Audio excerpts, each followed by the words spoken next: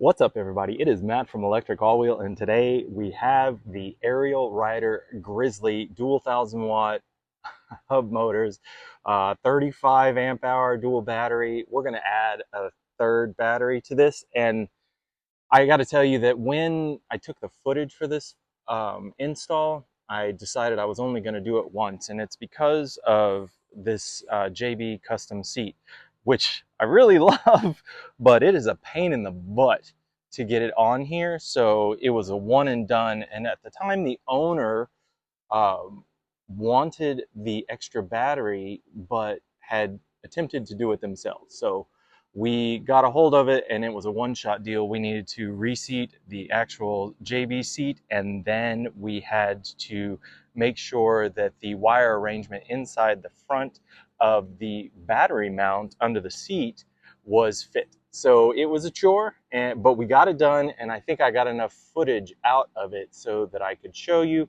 and then we got it all installed. This bike is something else, and you have to just know what it is to appreciate what it's capable of and how it feels. Ran into a gentleman a couple days ago on a blue one, and they're just as beautiful, and it's just as intriguing when you hear it go by.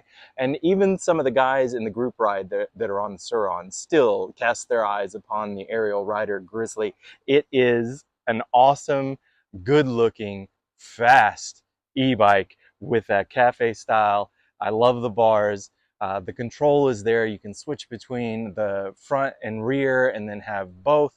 Beware, Jeremy took this bike out and we went to Safety Harbor and we did a couple full speed runs. I know both of us got up to around 40 miles an hour, but by the time we got back, he actually had to pedal in the last, I would say, 300 yards. So keep that in mind. But it was a long clip for that, especially at the speeds we were riding, and he was riding dual motor until we decided to switch.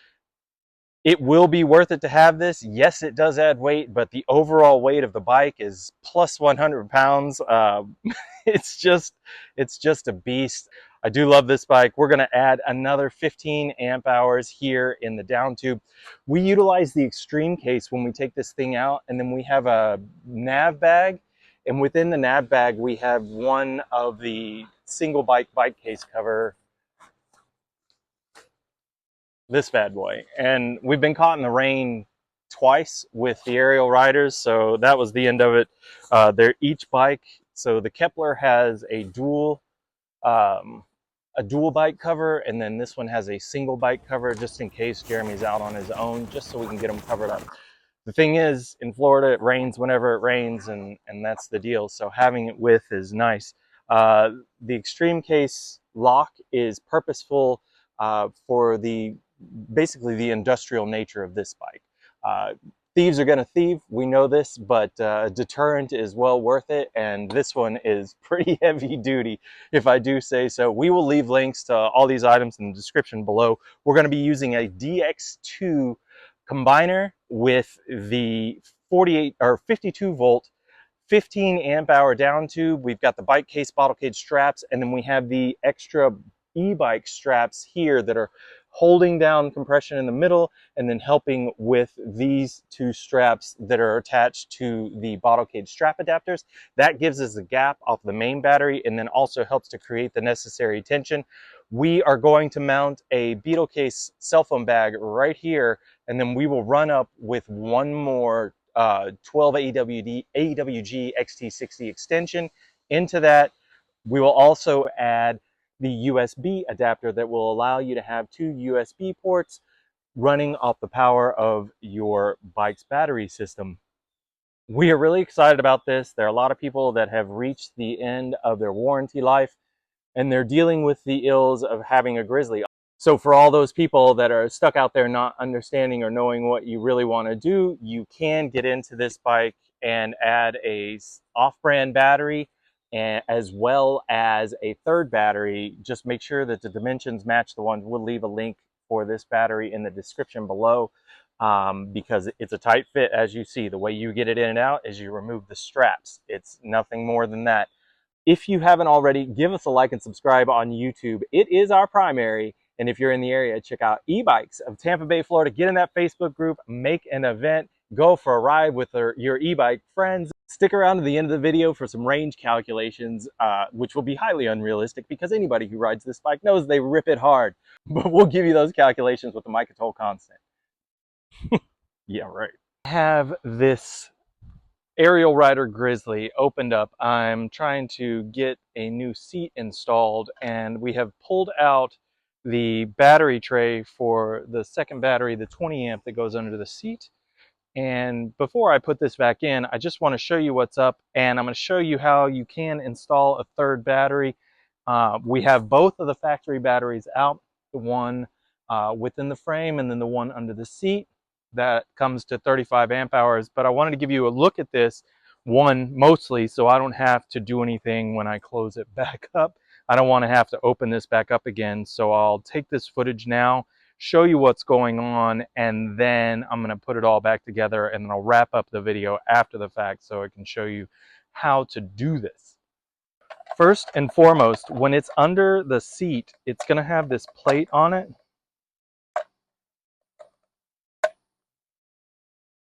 And you're going to need to take out the two screws, this one, and they sit,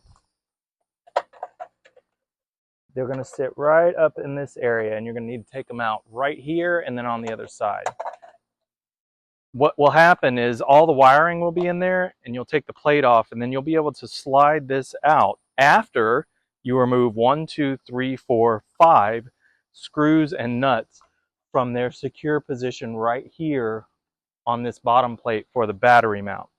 Now this will get everything out of your way, and what's happening here is we have a custom seat from JB Seats, and so this is what's going on, and we need to make sure that we get this in, but you know what it is. We like the dual battery aspect, so we're going to see if we can add another battery. So remember, you've got to get this plate off. There's two, they're 3M screws. I think they're 10 millimeters long, and they fit up inside here, this one and this one. What this will do is release the cables that are inside this, and then allow you, once you get these 5 screws and nuts loose from here, you'll be able to pull this housing out after you unplug everything. So now let's move into what does this look like. So I'm just gonna redo all the plugs over the top. And what you need to know is that inside this thing is the balancer, okay? So right there is the connection for the second factory battery, which would be here because it'll just slide onto this plate right here and then plug in, and then it's connected. So this is one battery input to the balancer that is within the bike, and then this will be your other battery input. You know this because this is a female XT60 connector with male pins. I just call them the female connectors, and this would be a male connector. This will be out to the controller. This is in from the second battery, and you'll notice that the other in is here. Let's see if I can unplug this so you can tell. Right, so there are 2 female connectors, 1 male connector right there. All right, there we go. So now we're back to normal. We've got 1 connector, and this will be for the battery coming off of the frame, and that's this right here. And then you have a female connector that goes and splits to the 2 controllers. So how will that play out? Well, this male connector will go to the female, and then this is battery lead from the one inside the frame, will go here. So you know that you have your output, which was the male from the balancer, to your split that goes to your 2 controllers. Within this box, you have the black box, the mystery black box. You can tell it is a power lead, but don't really fear this because they switch everything up so you can actually make it pretty easy on yourself. So what you want to do is just make sure you pay attention and maybe mark these when you undo them. So I'm just going to go ahead and plug this in. Right? And then there is a red lead, a red end lead right here. And then if you look down inside this compartment, you will see another one. That's this. So what I'm going to do is plug that in. Now, once I get this plugged in, remember it is my shortest cable, so it's very important that I not drop this or rip it out.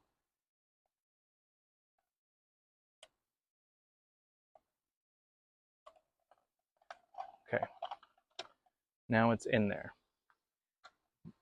So at this point, everything is hooked up. I know that I have a lead from the factory that is coming right here, and it's coming out of the frame and it plugs in where I demonstrated earlier, and that's that. And the entirety of the housing is here. So if I can get to this position, so when I get in here, all of these wires are going to be inside, and then I'm going to be looking at my XT60s, and I'm looking for this wire that's coming up, and I'm just going to unplug it.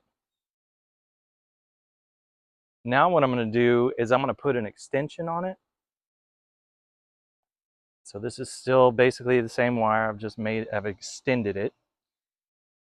And then I'm going to take another extension and put it inside the box here. So now I have my two leads. So what this will allow is for me to connect the balancer or the combiner externally and put it in another position that's a little more easy to deal with, like so. So we'll be able to connect right here. Okay, when you get inside this thing, there are some connections that you will need to undo. One, there's what's connected to this black box, and it's a 2-pin power lead.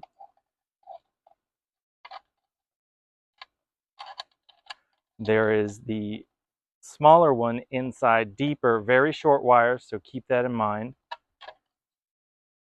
And then from here, you're going to see an XT60 and what looks like a Y connection.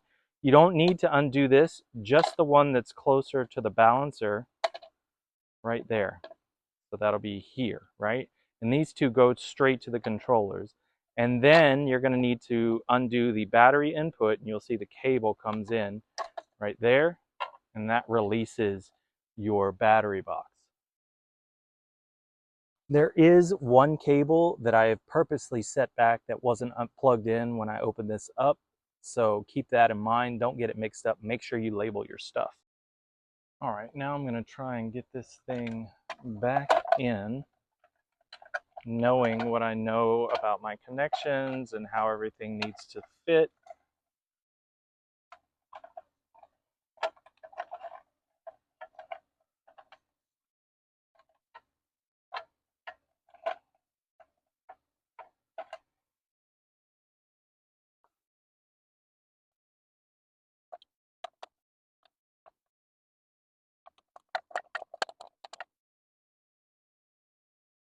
What I'm doing is just kind of monitoring this and making sure, like, I'm just unwinding everything so I can move every wire freely.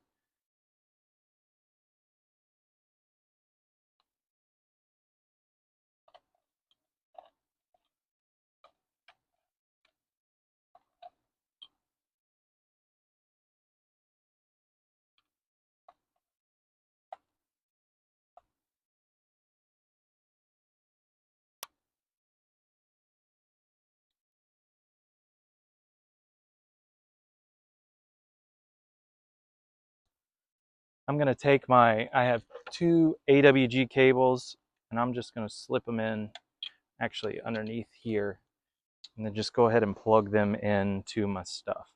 So I have the cable that comes from the frame battery, just going to plug into that. And then that would have normally plugged here. Actually, it would have plugged in here onto a female side. So I'm just going to plug in the other cable into that.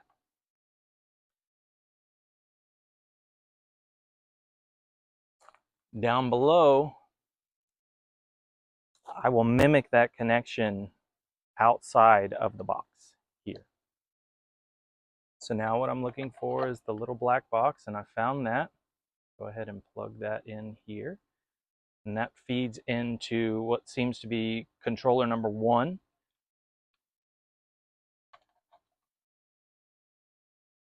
It's first input for all your wiring, etc.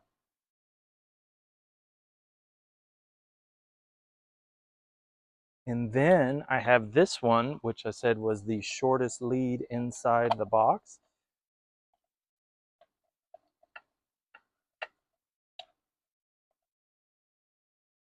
And there it is right there.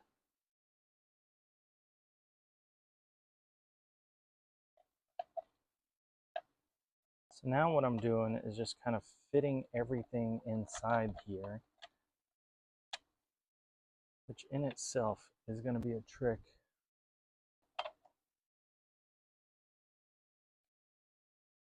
All right, I'm almost done here. This plate has an opening for the controller wires, and then we'll use that opening to get this all in there.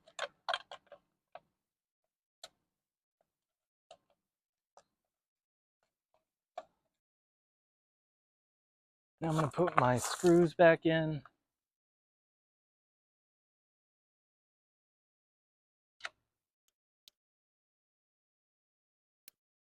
Going on the other side in the same way.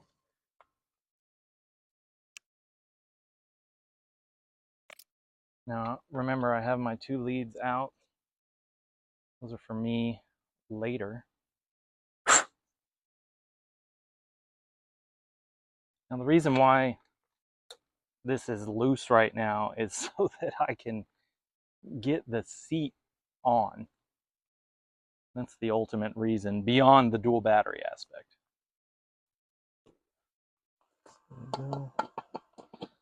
Right, I need to test this all before I get going.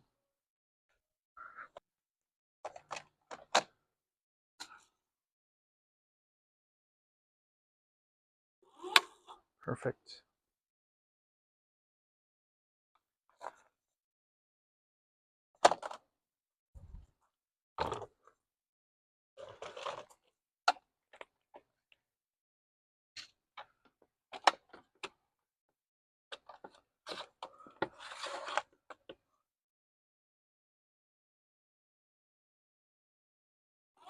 Perfect.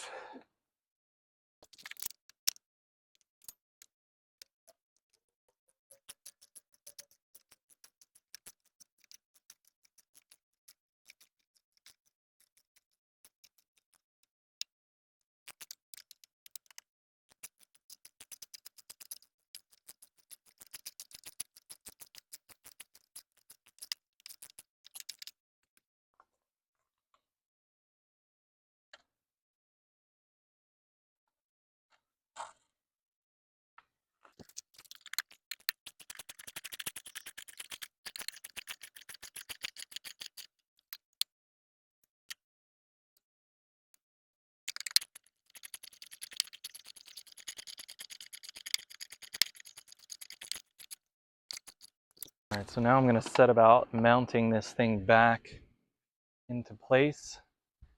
So this is the setup. There are 5 of these, and they are lock nuts, so it's a little bit of a pain. Be prepared.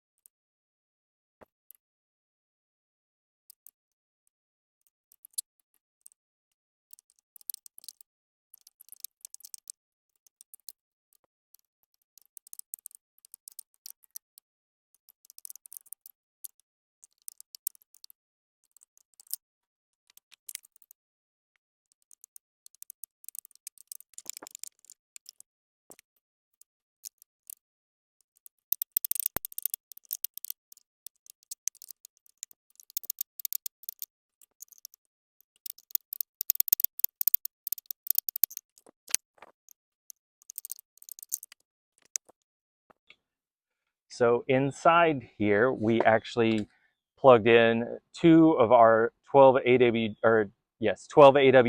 AWG XT60 extension cables, and then we just completed the loop. So we extended the main connection in essence, And so we're just going to disconnect that.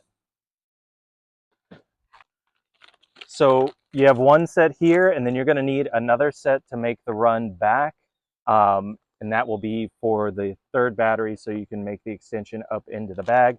Any excess length will be tucked into the bag. So from here, there's only one way they'll work. You know which one's which by the orientation of the connection internally to the bike. We're just going to go ahead and plug them in. And by virtue of that, we know that this cable is the battery and this cable is to the controllers. So I'm going to take one of my extension cables out of here. And then we're looking for an input. So that will be this one.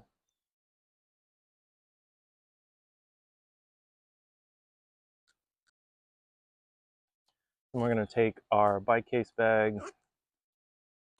We like using this bag because the zippers, there's two zippers, which means you can orient the opening for the bag. We really like this. You may tuck it this way so it hides this, or you may actually use this strap. We're not going to. This does have some textured sides to the Velcro, so it'll hold up nice.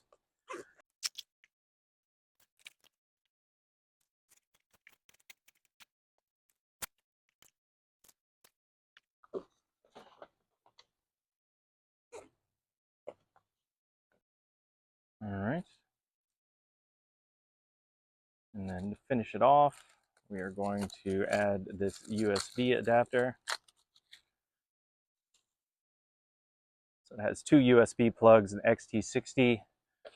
And then what you would do is, if this was on the primary combiner of a dual motor bike, this would be dual battery in, dual controller out. But since it's off the lead of the main line for the Grizzly, then it can facilitate another output.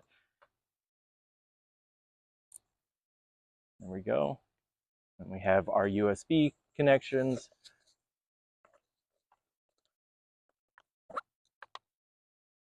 And I'm going to tuck this up here for a moment. And we have our aftermarket battery. What I'm going to do is take the mount off.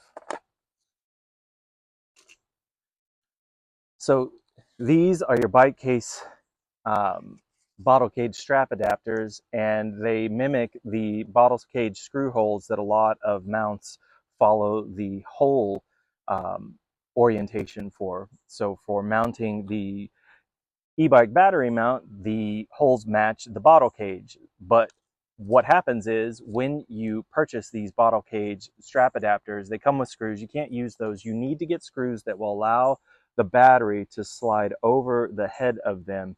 We will leave a link for some in the description below, but it might be best to just take this to your local hardware store and get what you need right there.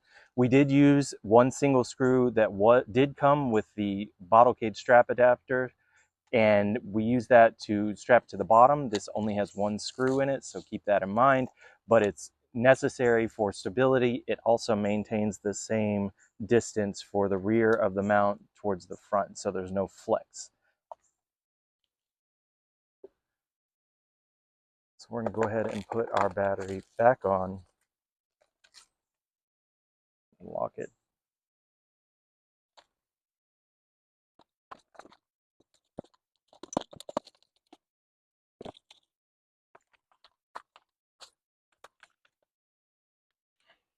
So the straps that we will offer or share will have longer length than this, but these were available to us, and then we will have a backup for it. But the very first thing I do is I run this down as tight as I can. I get the other one, and I'm going to get it as tight as I can.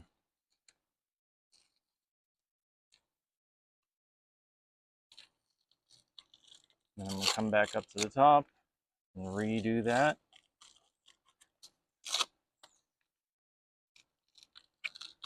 redo that. Again, there will be longer straps with those that are provided in the description below.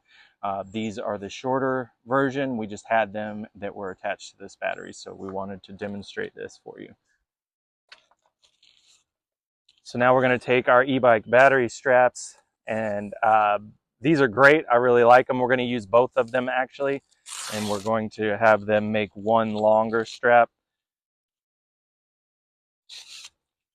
The package does come with two. We're going to take and load up full length on the other one. Let that slide in. And then we're going to make sure that our textured side is towards the battery.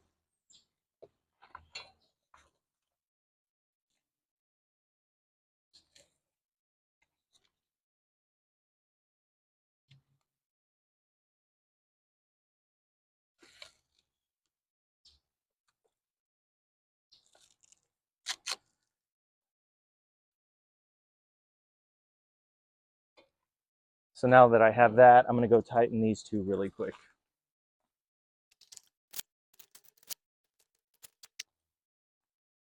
Now that I've got them tightened, I'm going to come back one more time with this main strap.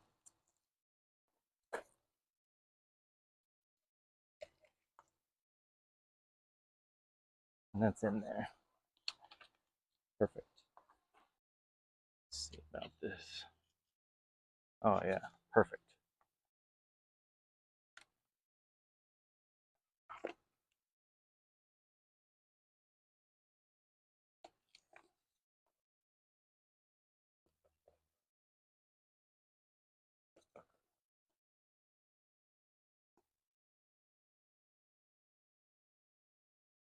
So now what I'll do, since I've got these tucked behind the straps, I'm going to undo this main strap here.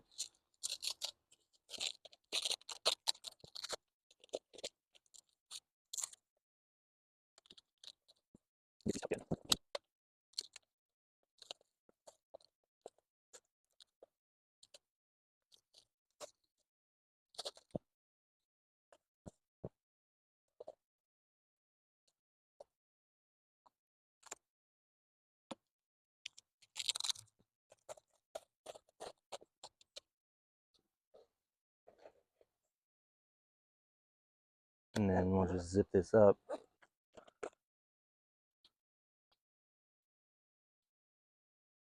And then maybe one here.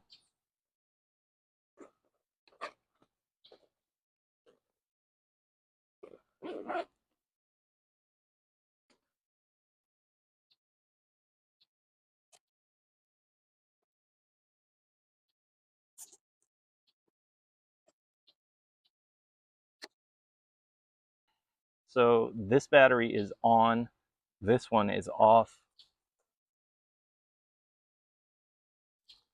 This one is on, so we're going to turn it off.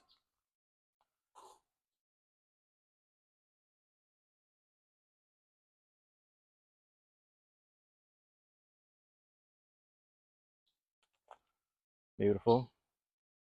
Now what I'll do is take this, all I'm really looking for is to show you that it's charging. I got an iPad, plug this bad boy in. Oh, this thing's fogging up. And then there it is. You can see that it plugged in, and then up in the right hand corner it's showing the charging icon.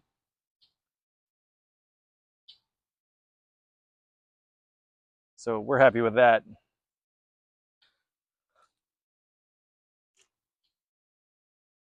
Now I'm going to turn this battery on, this battery off.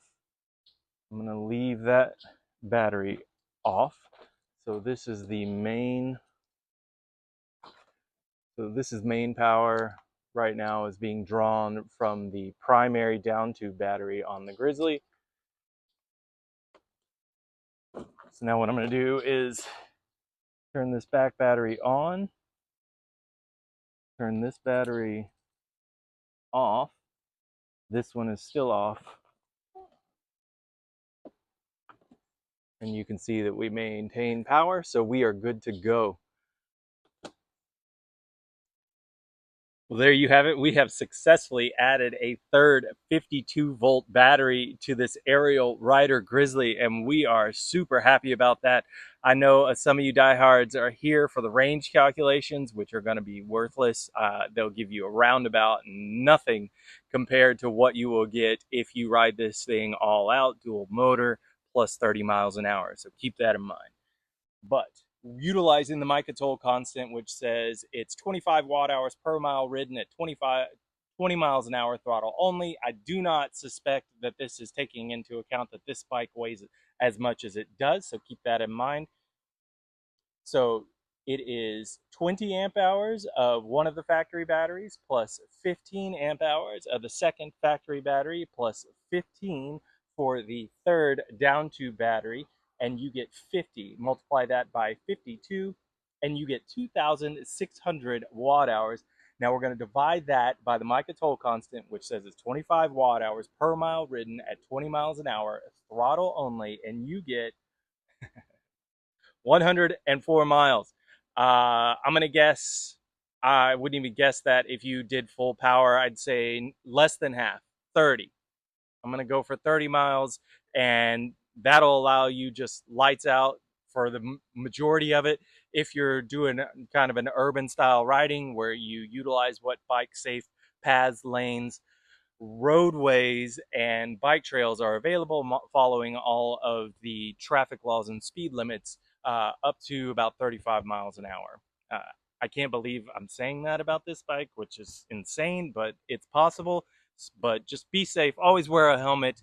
If you haven't already, give us a like and subscribe on YouTube. It is our primary. And if you're in the area, check out E-Bikes of Tampa Bay, Florida. Get in that Facebook group, make an event, go for a ride with your e-bike friends. If you're in Florida, go ahead and make this your number one accessory for your Ariel Rider Grizzly. It is the nav bag and the single bike cover.